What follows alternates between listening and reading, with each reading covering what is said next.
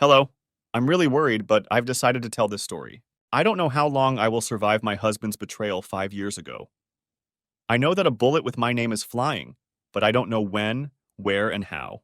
I need to put this on paper before this happens, so the whole world knows the price I have to pay for deceiving. Let me start from the beginning.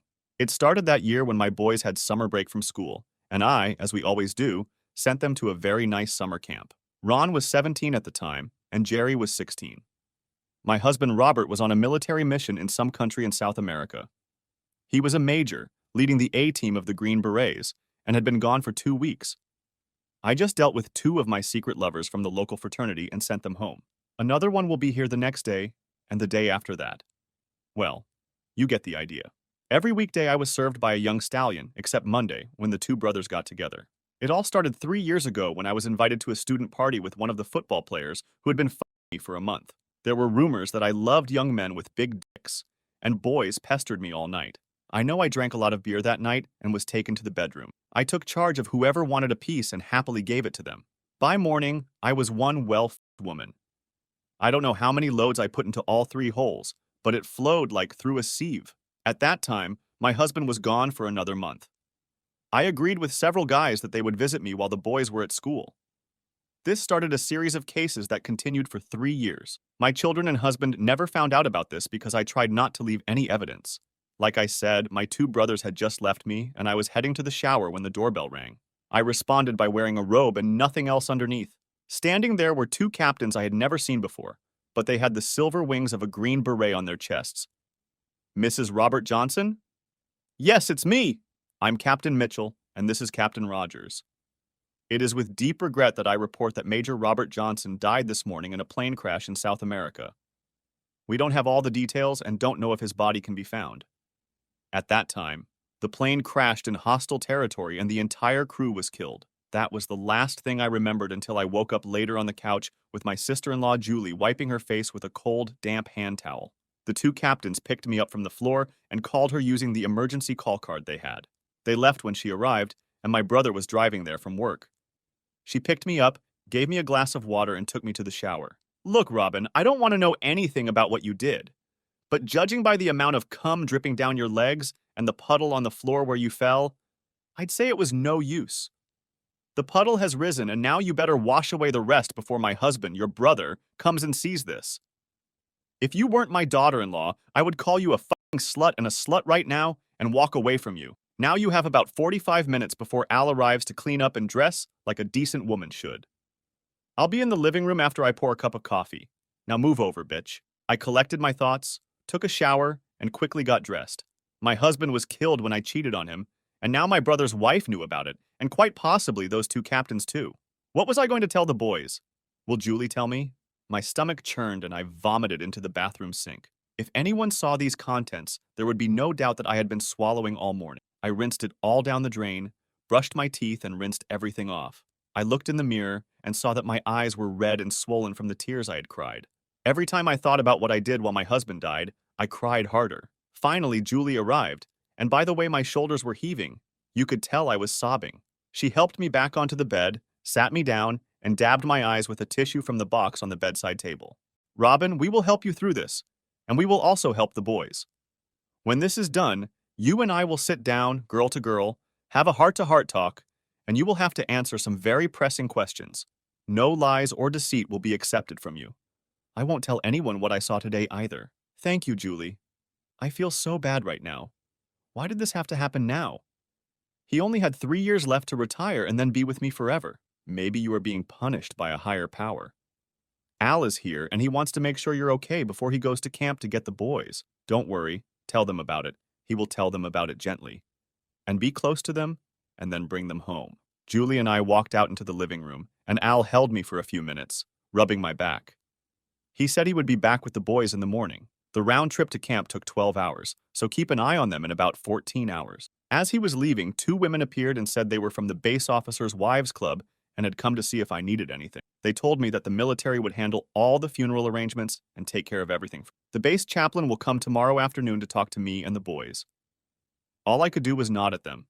I cried so much that I couldn't even speak. They sat with me while Julie changed the sheets and blankets on my bed and put them in the washing machine. As the news spread like wildfire, Friends stopped by to express their condolences and made sure Julie had their phone numbers in case I needed anything.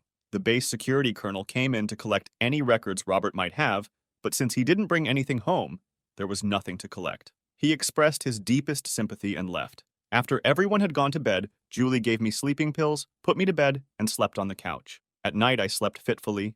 Even pills did not relieve me of nightmares. The next morning, I woke up feeling like I had been hit by a runaway truck. By the end of the day, I wished I had been there. Julie must have heard me stirring and brought me a cup of coffee to help me wake up. She gave me another pill and said it was a low-grade sedative that would help me get through the day. Her doctor prescribed them for me, and she ran to get them this morning. She told me that Richard Martin called and expressed his sympathy. I gasped, remembering that he was the president of the fraternity and was supposed to come today. Julie said she heard about the death on the news this morning and canceled all my appointments until further notice. He was one of my first lovers 3 years ago and was still one of my weekly partners. In any case, this was supposed to be his senior year, since he had graduated and was soon going to law school. I'll have to call him later when I'm alone and thank him for everything. Julie made me eat breakfast and then a light lunch as visitors came and went throughout the day. Al came with my boys. They looked like they had been crying for hours too. They ran and hugged me and we cried together in our arms. Al brought their equipment and told them to put it in their rooms. Once again, the officers' club wives came with food already prepared for my guests and family to eat and enjoy. One elderly woman told me that she was Jerry Stockman, and I realized that she was the wife of the commanding general. She handed me a list of names, addresses, and phone numbers and said they were the wives of the team that was with my husband. Julie took the list from me and worked with a local florist to put together flower arrangements to deliver to the wives in my name and a credit card with a note that I would call them when I could. For the rest of the day, the boys and I stood bravely in front of all our visitors. The chaplain came and said that a mass memorial service was planned for Thursday afternoon for all the families. Customized services could also be scheduled anytime we wanted. Since the bodies could not be found, and it was doubtful that they would ever be found, only memorials were planned. Al and Julie were the only family we had left, so we didn't need a large private memorial service. Each wife received a tri-folded flag before 21 salutes and taps. The salute was made up of all the Green Berets, and they were all friends of my husband. Everyone was also a volunteer. Finally, the visitors stopped. Julie gave me another sleeping pill and sent me to bed. The nightmares kept coming back all night. Wednesday was almost a repeat of Tuesday. By Thursday, I was already nervous. I was still taking anti-anxiety medications and now antidepressants. We went to the memorial service and it was wonderful. Julie took me to other widows so I could tell them how sorry I was for their loss and hear them tell me mine. After taps ended, we all gathered to hug and cry, each carrying our own flag. We were all Green Beret wives, except for the 2 pilots of the plane. But we welcomed them into our group hugs as if they were. General Stockman approached the group and said that tomorrow morning, a heavily armed team would be allowed in by helicopter to recover the bodies. The country's government approved a humanitarian search and recovery operation. A team of 25 people was already in the air. After that, we went home. That afternoon and evening, each widow held an open house for friends and family. Julie was getting ready for mine on Friday. Al took me to each home so I could pay my respects to the men who served under Robert. I had the last of my strength when we left the last house, and Al took me home. I thanked my brother for his help and cried on his big shoulders as he held me tightly. Julie gave me another sleeping pill, and I slept very well that night. No nightmares to haunt me. Friday morning arrived, and I woke up feeling better than I have since I received the news. Julie gave me antidepressants and another anti-anxiety medication right before the open house. One by one, other widows came and paid their respects as I did, and a couple stayed there for quite a while, but most left soon after. That was the last time I saw most of them, as they dispersed to go to where their families were. Such is the life of a military family. By Friday evening, I was mentally and physically exhausted, and another sleeping pill knocked me out. Saturday morning arrived, and after we all had breakfast, the boys asked if I could take them to the shooting range today. They went there every Saturday when Robert was at home training. Robert taught them well. Al said he would take us, and off we went. The boys first approached the stationary targets and made professional shots, and then moved on to the moving targets. I heard them mutter something before each shot, and I leaned closer to hear what they were saying. Both boys leaned toward their rifles and said, "Wait." Then, when everything was lined up, they opened fire. I was surprised when I saw the targets. Almost every shot was a fatal headshot. The range director told me that these two were the best non-military marksmen he had seen in a long time, and even then, they were better than most military marksmen. Robert taught them well. On Monday afternoon, General Stockman came to my house and said that the rescue team had not been able to find a single body. The plane literally exploded into a fireball midair, and the fire consumed everything inside the plane. All that was left was completed by animals and insects. The only remains they found were the half-melted dog tags of all 11 men. Once again, I felt his sincere sympathy. Julie put me back into a deep sleep. Summer came and went. The boys returned to school.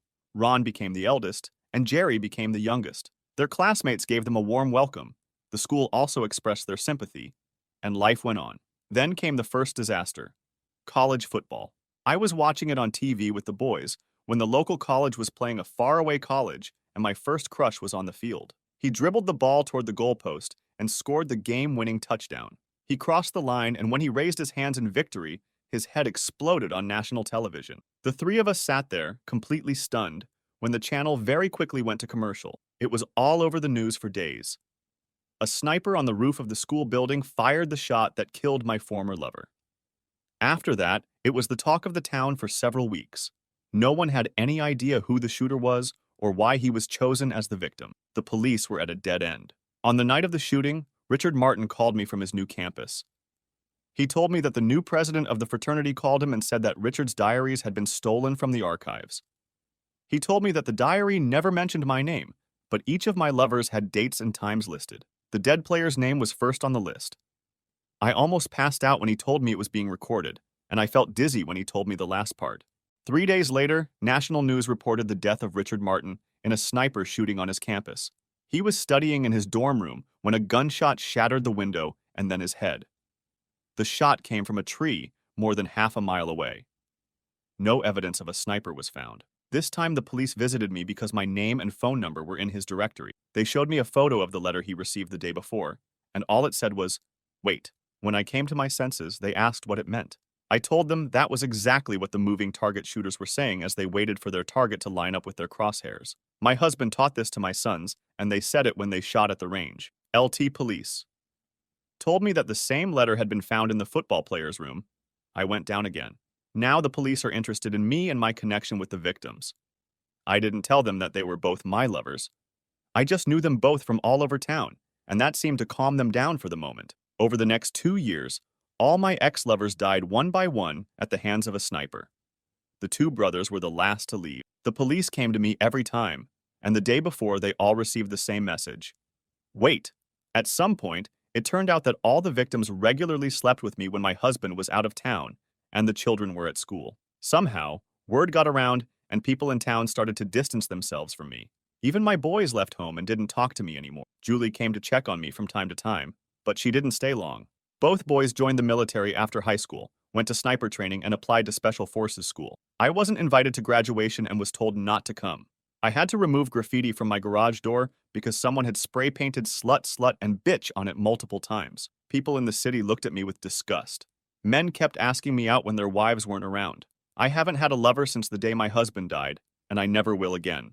I ended up having to move a couple of hours away where no one knew me, and only the boys and my brother and his wife knew where I lived now.